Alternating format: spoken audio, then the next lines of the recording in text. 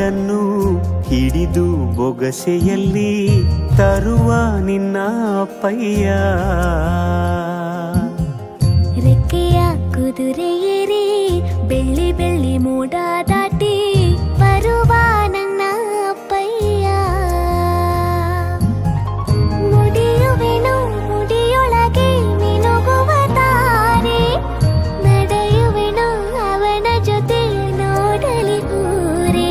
ಕಂದ ಕಂದ ನೀನೇ ಚಂದ ಅಂತ ಅಂತಾನೆ, ನಿನ್ನ ಕೂಡೆ ಕಣ್ಣ ಮುಚ್ಚೆ ಆಟ ಆಡ್ತಾನೆ.